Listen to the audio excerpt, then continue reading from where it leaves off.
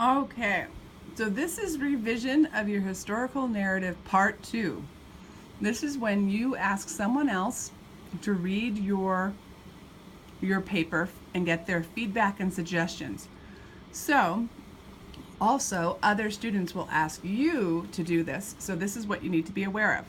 When you're reading someone's historical narrative story, what I want you to think about is, are there any parts that are unclear or don't paint a picture in your head? And if so, in the Google Writing Classroom, you should have access to the students' work with comments, and you're just going to add your comments about that. Here is something else that you should comment on. If you are reading it and you come to a part that you find confusing and you're not sure what happened or why a character said what they said or why a character did what they did, add that comment to the story. Are there any parts when you're reading it that you wonder, why did the writer include that in the piece? So you're like, maybe sometimes you're reading something and you're like, what does that have to do with anything? So if that pops into your head, write that comment down on the comment part of Google Writing. And are there any parts that you're reading and you want to know more about that? Like maybe the character is doing something, but the author forgot to explain why the character was doing that. So you want to know more about that.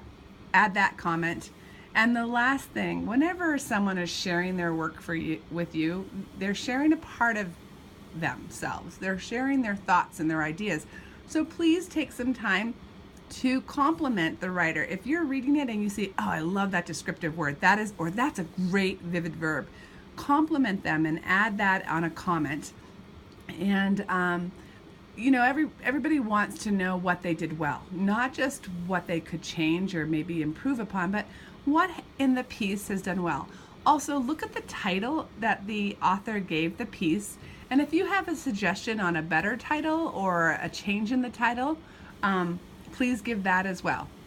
I want you to notice one of the things I'm not asking you to comment on is capitalization, the use of periods, commas, question marks, any of that. You don't need to comment on that right now when you find an error, because that will be part of the next step of editing. So really, we're just giving feedback on the content, the plot, the characterization, the story, not the specifics of capitals, periods, and all that. Okay, so don't worry about that right now. Great.